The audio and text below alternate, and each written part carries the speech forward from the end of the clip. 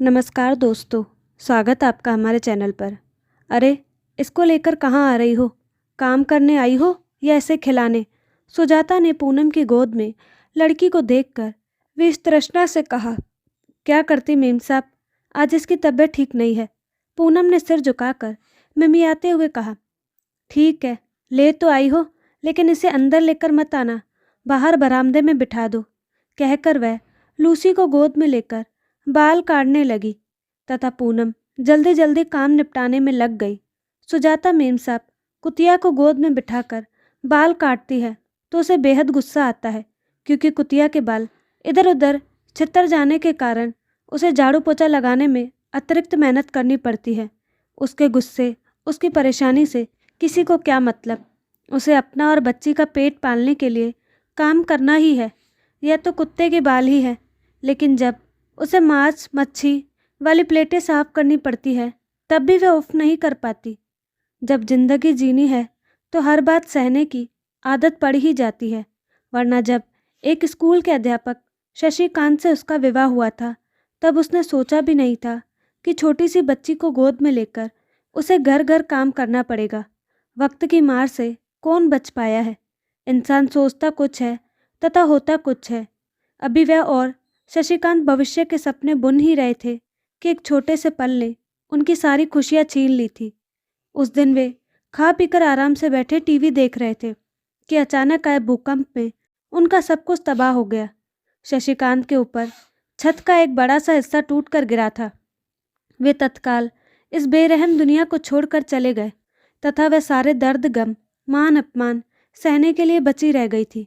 इस भीषण भूकंप ने न केवल उसका वरन उसके सास ससुर और माता पिताजी के घर भी तबाह कर दिए थे। उस समय जहाँ को सरकारी और गैर सरकारी संस्थाएं पीड़ित व्यक्तियों की सहायता में संलग्न थी, वहीं कुछ अराजक तत्व अपनी ओछी हरकतों से बाज नहीं आ रहे थे। दर दर के भिखारी बने लोगों को लूटने में उनको जरा भी दया और संकोच अनुभव नहीं हो रहा था। इंसान के इस नए रूप को देखकर वह आश्चर्यचकित थी। पता नहीं कभी कभी इंसान इंसान न रहकर हैवान क्यों बन जाता है।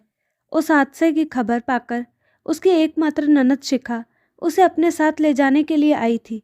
वह करती भी तो क्या करती, आखिर उसके साथ चली आई। सरकार से कुछ सहायता मिली थी, लेकिन वह कितने दिन चलती? पेट पालने के लिए कुछ न कुछ तो करना ही था। वह ग्रेजुएट थी, लेकिन उसके सर्टिफिकेट और मार्कशीट उस खंडर का एक अंग बन गई थी। मार्कशीट और सर्टिफिकेट के बिना काम मिलना आसान नहीं था, किंतु प्रयास जारी था। वह जीवन की भयानक त्रासदी से उबरने का प्रयत्न कर ही रही थी कि एक दिन लगा कि उसकी कोख में कुछ हलचल हो रही है। कुछ ऐसा है जो उसे सुकून पहुंचा रहा है। शिखा उसे डॉक्टर के पास ले गई। तब पता चला कि दूसरा महीना चल रहा है। शशिकांत और उसके प्रेम की निशानी उसकी कोख में पल रही थी। उस समय उसे महसूस हुआ था, किसी ने सच ही कहा है कि जब सारे रास्ते बंद हो जाते हैं तब कोई ना कोई नया रास्ता निकल आता है, जो इंसान को जीने की प्रेरणा देता रहता है। शायद इसीलिए चाहे कितनी भी बड़ी से बड़ी घटना हो जाए, जीवन बिना थके बिना रुके चलता रहता है। इंसान की जिजीविषा कभी उसे मरने नहीं देती। यह नया प्राणी उसके थके रुके जीवन में संजीवनी बनकर आया था। वह जीवन को उसके सहारे नया आयाम देगी, उसकी उंगली पकड़कर जीवन के बाकी दिन काटेगी। उस कठिन समय में शिखा ने उसकी बेहद मदद की थी, जबकि उसकी भी माली हालत विशेष अच्छी नहीं थी। जो दुख में काम आए वही सबसे अच्छा मित्र, रिश्तेदार या पड़ोसी है। ऐसी हालत में शिखा ने उसे कहीं भी काम करने से मना कर दिया था। बच्ची के 1 वर्ष का होने पर उसने स्वयं काम करने की इच्छा जाहिर की, तो इस बार शिखा मना नहीं कर पाई। एक दिन उसके नंदोई विशाल ने कहा कि उसके बड़े साहब को एक घर में काम करने वाली स्त्री चाहिए। वे 2 ही लोग हैं। खाना कपड़े के अलावा वेतन भी अच्छा देंगे तथा रहने के लिए भी एक कमरा देंगे। उसने तुरंत ही बिना सोचे समझे हाँ कर दी, क्योंकि उसे काम चाहिए था जिससे कि वह स्वयं अपना तथा बच्चे का पालन पोषण कर सके, आत्मनिर्भर बनकर आत्मसम्मान से जी सके। तब उसने सोचा था कि काम कोई छोटा बड़ा नहीं होता, परिश्रम और ईमानदारी ही प्रत्येक काम की सफलता का मूल मंत्र है। 3 वर्ष तक उसने वर्मा साहब के घर काम किया। उसकी व्यथा कथा सुनकर उन्हें उसके साथ हमदर्दी हो गई थी। उन्होंने उसके साथ नौकर जैसा नहीं वरन घर के सदस्य जैसा ही व्यवहार किया था। उसने भी सदा मेहनत और ईमानदारी से काम करने की चेष्टा की। उसके नर्म स्वभाव तथा कार्य के प्रति समर्पण देखकर साहब ने अपनी पहुंच का इस्तेमाल करके उसके लिए ग्रामीण विकास योजना के अंतर्गत एक घर बुक करा दिया था। वेतन से उसकी किश्तें भरने लगी। अपना घर होने के एहसास से उसके तन मन में स्फूर्ति भर दी थी, किंतु उसके स्थानांतरण ने फिर काम की समस्या पैदा कर दी थी। वर्मा साहब ने न जाने पूरे प्रयत्न करके उसे उसके घर का कब्जा दिलवा दिया था, जिसके कारण वह बेघर होने से बच गई थी। इसके साथ ही मेम साहब ने जाते जाते उसे अपनी अभिन्न सखी सुजाता के घर काम पर रखवा दिया था। वह उनकी सखी अवश्य थी, किंतु उनके स्वभाव के एकदम विपरीत थी। उसके काम पर आने में जरा सी भी देर होने पर वह उसे ऐसे डांटने लगती थी कि जैसे वह इंसान नहीं जानवर हो। पेट पालने के लिए एक आम आदमी को कितनी मेहनत करनी पड़ती है, यह इन सब बड़े लोगों को क्या पता। संतोष था तो बस इतना कि इस काम के मिल जाने के कारण वह एकाक बेकार होने से बच गई थी, किंतु फिर भी मकान की किश्तें चुकाने तथा बढ़ती बच्ची के बढ़ते खर्च के लिए इस घर के अलावा 2 घर और काम करना पड़ रहा था। उसकी पड़ोसन आजी बाई उसकी व्यथा समझकर मीता को अपने पास रखने को तैयार हो गई। वह हमदर्द होने के साथ उसकी माँ तथा सास का भी कर्तव्य निभा रही थी। आज उनके अपनी बहन की बेटी के विवाह में जाने के कारण उसे मीता को काम पर लेकर आना पड़ा। उसके साथ मीता को देखकर मेम साहब का चेहरा ऐसा तन गया कि जैसे उन्होंने किसी बच्चे को नहीं वरन खूंखार जानवर को देख लिया हो। अरे कहाँ मर गई? तुम लोग न स्वयं साफ रहते हो और न ही बच्चों को साफ रखते हो। नाक बह रही है, तुमने इसे नाक साफ करना भी नहीं सिखाया। अपने गंदे हाथ लगाकर इसने लूसी को गंदा कर दिया। अब मुझे उसे फिर से नहलाना पड़ेगा। नाक मुंह सिकोड़ कर उन्होंने लूसी को उठाते हुए कहा था। मेम साहब की बड़बड़ाहट सुनकर अचानक उसने बिना सोचे समझे नन्ही मीता को तड़ातड़ चाटे मार दिए। अप्रत्याशित मार से घबराकर वह मासूम रोने लगी। उसका रोना सुनकर उसका कलेजा फटने लगा। यह मार उसकी गलती का नतीजा है या उसकी अपनी बेबसी का? सोचकर उसे चुप कराने ही जा रही थी कि मेम साहब का क्रोध भरा स्वर फिर गूंजा। अब मार कर उसे मत रुलाओ। रुलाओगी फिर चुप कराने बैठ जाओगी। देर से आने के कारण सारा काम बाकी पड़ा है। हाथ भी ऐसे चलते हैं जैसे शरीर में जान ही ना हो। अब कल से इसे बरामदे में बाहर बिठाकर काम करना। अब चुप भी कर। कहा था चुपचाप बैठी रहना, पर तुझे तो कुछ समझ ही नहीं आता। रोती बच्ची को और डांट कर पूनम काम करने लग गई थी। दोबारा डांट खाकर सैमी मीता को समझ में नहीं आ रहा था कि उसकी क्या गलती थी। वह तो कुत्ते के साथ खेल ही रही थी। काम करते हुए पूनम का मन मीता को बेवजह मारने के कारण रोने को हो रहा था। उसे पता था कि इसमें मीता की कोई गलती नहीं। लूसी ही चुपचाप बैठी मीता के पास चली गई थी तथा उसके साथ खेलने लगी थी। यदि मीता ने उसे छू दिया तो लूसी गंदी हो गई। कुत्ते की इन्हें इतनी परवाह है, लेकिन इंसानी जान की परवाह नहीं। कुत्ते को तो ढेरों बिस्कुट खिला देंगी, किंतु घंटे भर से बैठी मीता को एक बिस्कुट पकड़ाना इन्हें अपनी तौहीन लगता है। न जाने कैसी है इन बड़े लोगों की मानसिकता।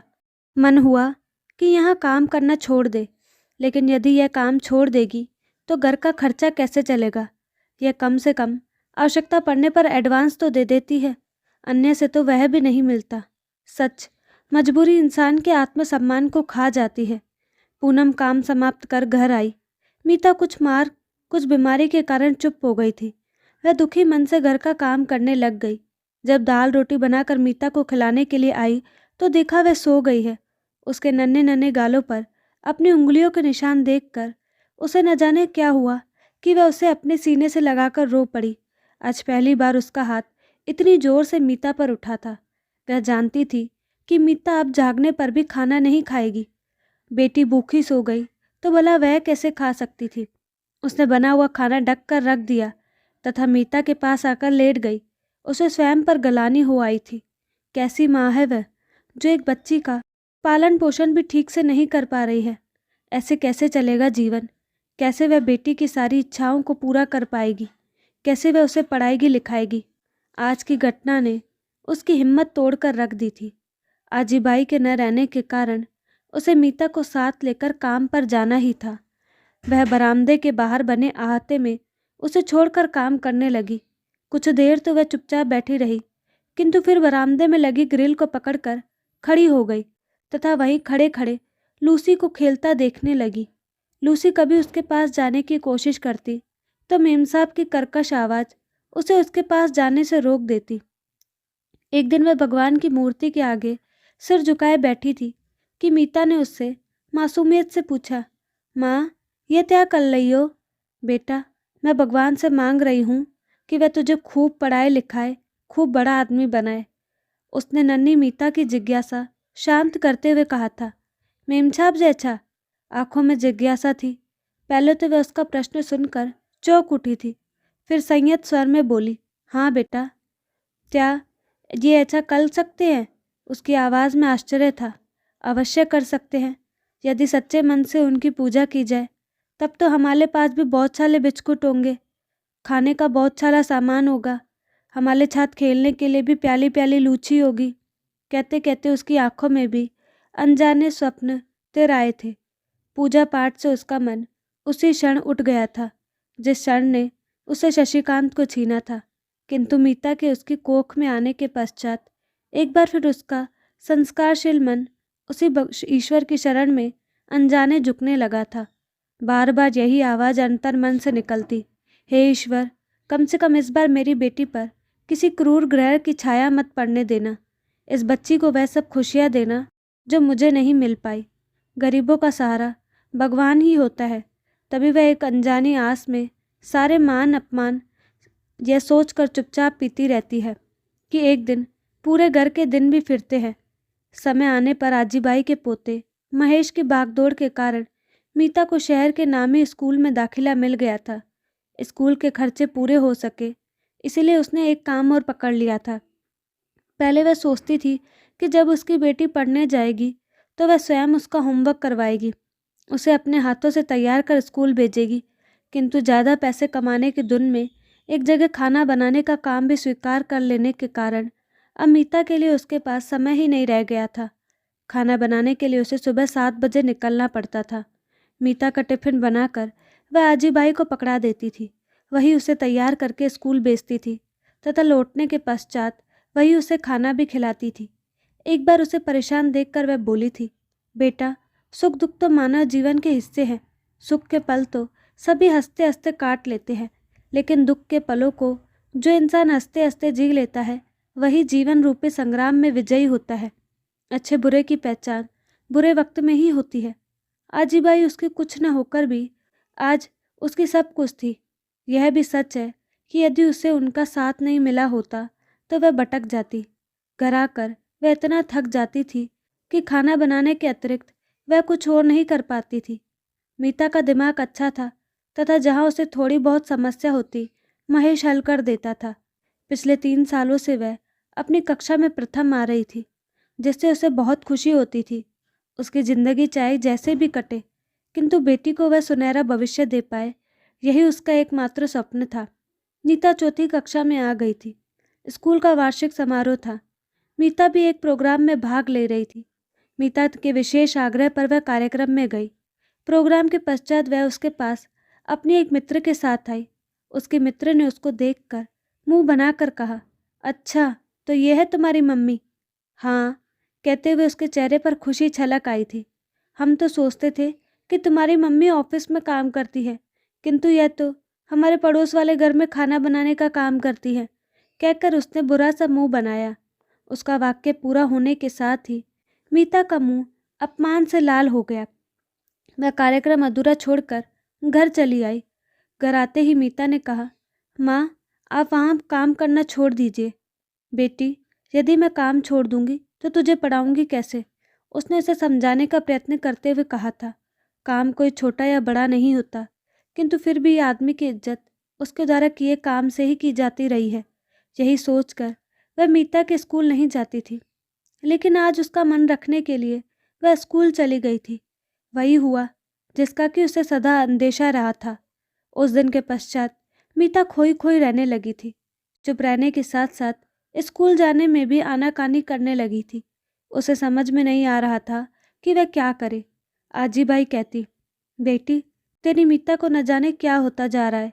कल पूछ रही थी, अम्मा भगवान किसी को अमीर किसी को गरीब क्यों बनाता है? मेरी माँ को क्यों इतना ज़्यादा काम करना पड़ता है? बेटी है तो वह छोटी, किंतु बातें बड़ी बड़ी करने लगी है। मेरी बात मान, कुछ समय उसके साथ भी गुजारा कर। अन्य चाहे जितना भी काम कर ले, लेकिन जो छत्र छाया सुख और संतोष बच्चे को माँ के आंचल में मिलती है, वह अन्य कहीं नहीं मिल सकती। आजीबाई की बातों पर उसे जरा भी आश्चर्य नहीं हुआ, क्योंकि छोटे बड़े तथा अमीर गरीब की रेखा उससे स्वयं ही उसके मासूम मन में समय पर उठते अनगिनत प्रश्नों और इच्छाओं को पूरा न कर पाने की बेबसी में उसको समझाने के लिए अनजाने में खींच दी थी।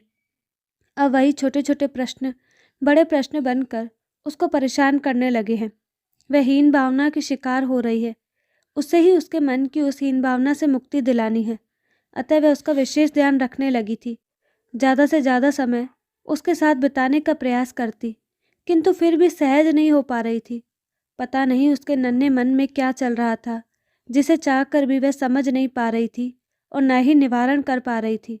उसका फर्स्ट टर्म का रिजल्ट अच्छा नहीं आया तो उसके कारण पूछने पर वह बोली, माँ स्कूल में मन नहीं लगता, लोग चिढ़ाते हैं, आप काम करना छोड़ दो। बेटा काम करना छोड़ दूंगी तो तुम्हारी फीस कैसे भरूंगी? लोगों की बात पर ध्यान न देकर पढ़ाई में मन लगाओ। पढ़ लिख कर जब तुम बड़ी ऑफिसर बनोगी तो जो लोग आज तुम्हें चिढ़ा रहे हैं वही तुम्हें सल्यूट करेंगे।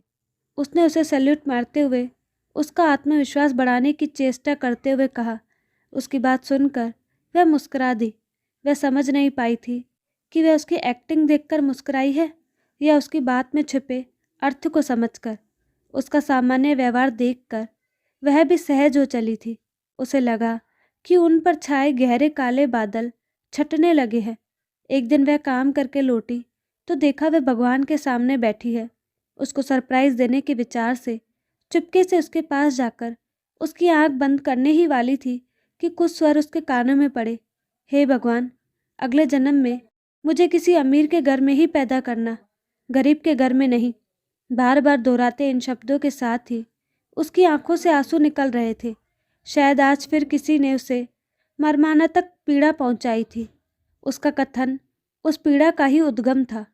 किंतु मीता के अंतर्मन की आवाज़ सुनकर पूनम जड़ हो गई। एक अनकही पीड़ा से उसका शरीर सुन्न हो गया था। बेटी के एक ही वाक्य से उसका ममतव्य कष्ट सहकर भी एकमात्र बेटी को सुनहरा भविष्य देने का स्वप्न, जो उसके जीवन की एकमात्र साथी था, तिनके की तरह बिखरने लगा। तो दोस्तों, आपको कहानी कैसी लगी अपनी राय कमेंट बॉक्स में ज़रूर दें और साथ ही हमारे चैनल को लाइक शेयर और सब्सक्राइब करना ना भूलें। धन्यवाद।